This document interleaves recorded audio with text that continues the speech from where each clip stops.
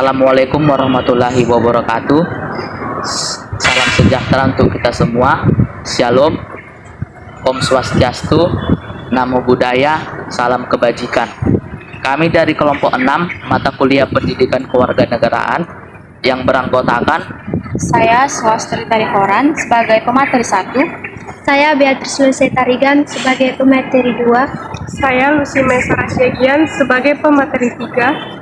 dan saya Jeremia Saragi sebagai pemateri keempat.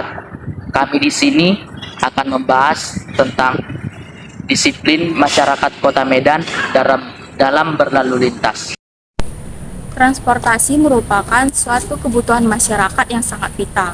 Menyadari akan hal tersebut, maka seharusnya peraturan lalu lintas dan pengguna jalan seharusnya ditata rapi dalam satu kesatuan sistem untuk membentuk suatu kenyamanan dan rasa aman. Penerapan peraturan perundangan lalu lintas yang baik dan benar sangatlah penting.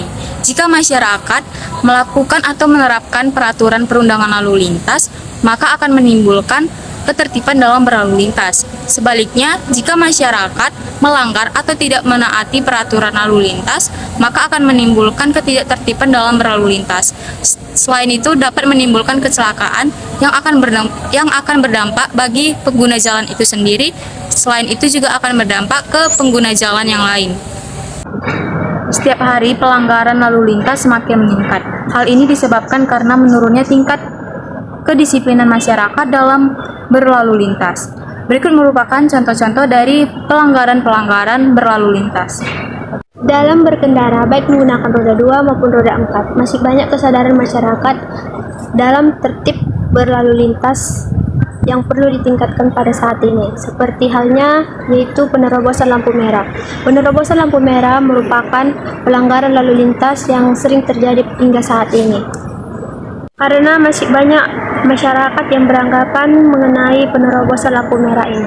Menurut Undang-Undang Nomor 22 Tahun 2009 mengatakan bahwa setiap orang yang berkendara mesti mematuhi alat isyarat dalam berlalu lintas. Saya pemateri kedua tentang pelanggaran lalu lintas yang melewati garis stop pada lampu merah. Pelanggaran ini sering terjadi pada kehidupan kita sehari-hari. Bahkan mungkin kita sendiri juga mengalami atau melakukan pelanggaran tersebut. Pelanggaran ini sering dilakukan karena mungkin orang itu ingin terburu-buru atau memang tidak tahu bahwa garis itu tidak boleh dilewati. Pelanggaran ini bisa dikatakan dengan marka jalan. Marka jalan bisa dikenakan sanksi pidana Undang-Undang Nomor 22 Tahun 2009 tentang lalu lintas dan angkutan jalan. Saya Jeremia Saragi sebagai pemateri keempat akan membahas tentang banyaknya pengendara yang tidak memakai helm. Helm merupakan alat pelindung diri, khususnya alat pelindung kepala, yang diwajibkan digunakan saat seseorang itu mengendarai sepeda motor. Penggunaan helm ini diatur dalam Undang-Undang Nomor 22 Tahun 2009 tentang lalu lintas dan angkutan jalan, pasal 106 ayat 8 yang mensyaratkan bagi semua pengendara bermotor sepeda motor dan penumpangnya untuk memakai helm yang memenuhi standar nasional Indonesia. Pengendara atau penumpang yang tidak memakai helm ini akan dikenai sanksi pidana berupa kurungan paling lama 1 bulan atau denda sebesar Rp250.000. Saat ini kita sering melihat banyak pengendara yang tidak memakai helm. Misalnya karena beberapa alasan, antara lain seperti jarak tempuh antara jarak tujuan oleh pengendara itu terbilang singkat. Yang kedua, karena tidak ada polisi.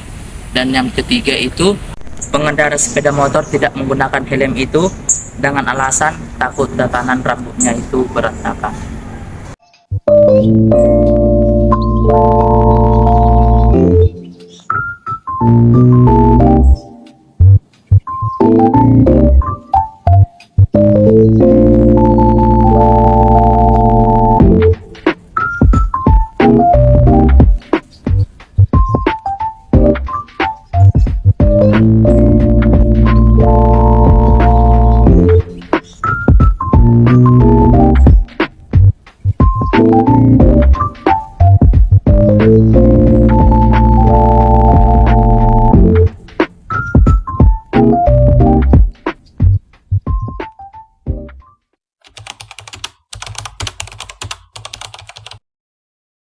peraturan lalu lintas di Medan ini cukup memprihatinkan ya, karena masih banyak pengendara yang melanggar peraturan gitu. Kalau terkait kondisi lalu lintas di Kota Medan saat ini, saya bilang masih terbilang bagus lah, karena dia memiliki kemacetan di jam-jam tertentu saja, seperti jam pagi, jam berangkat kerja mulai dari jam 7 sampai jam setengah 9, dan nanti jam pulang kerja sore jam 4 sampai setengah 6. Selebihnya itu ya masih Aman-aman saja berarti. ya masih aman. Peraturan itu kan untuk ditaati ya, jadi sikap kita itu seharusnya mentaati peraturan yang udah diperbuat gitu, udah dibuat. Mau tak mau dalam menyikapi peraturan lalu lintas itu kita harus taati. Kenapa? Karena di samping supaya lalu lintasnya tidak terjadi kemacetan, demi nyawa kita juga, karena kita tahu di Indonesia ini pembunuh nomor 1 itu di lalu lintas. Berarti harus ditaati ya Bang, Ya, harus peraturan taati lalu demi lintas itu. keselamatan bersama.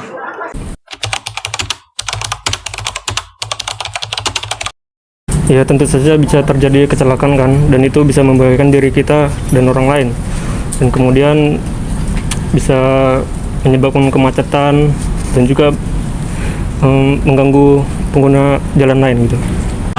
Akibat apabila ada pengendara yang melanggar lalu lintas, dalam skala kecilnya itu ya terjadi kemacetan, skala besarnya itu dia bisa menghilangkan nyawa itu juga. ya, Iya. kecelakaan.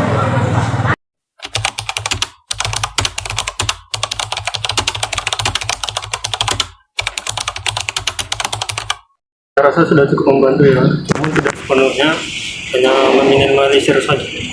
Kalau terkait peraturan yang dilakukan pemerintah untuk di daerah Kota Medan, saya rasa sudah, karena di daerah Medan ini tingkat kecelakaannya masih terbilang relatif rendah, dan tingkat kemacetannya pun masih terbilang relatif rendah.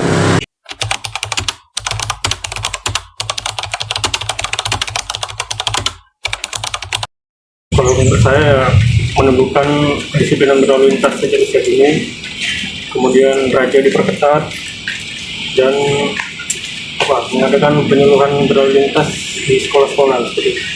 Salah satunya itu dengan memberikan cara edukasi, sama memberikan cara bagaimana berkendara yang benar, dan hal yang paling penting yaitu menangkap oknum-oknum yang memberikan SIM secara lewat foto saja tanpa dites gitu.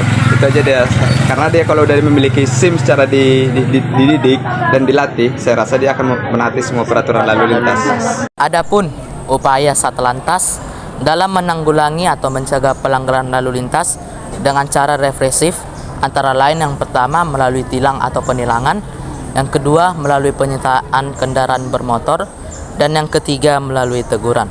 Tilang adalah bukti pelanggaran, yang dimana fungsi dari tilang tersebut yaitu untuk mengundang para pelanggar untuk menghadiri pengadilan negeri.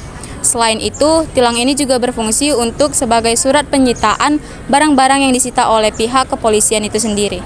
Baik, adapun poin yang kedua yaitu penyitaan.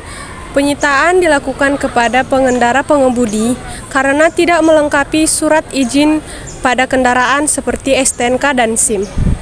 Adapun poin ketiga yaitu teguran. Teguran yang dilakukan pengendara bermotor yaitu dengan cara membuat surat pernyataan tertulis bahwa pengendara bermotor tidak akan mengulanginya lagi.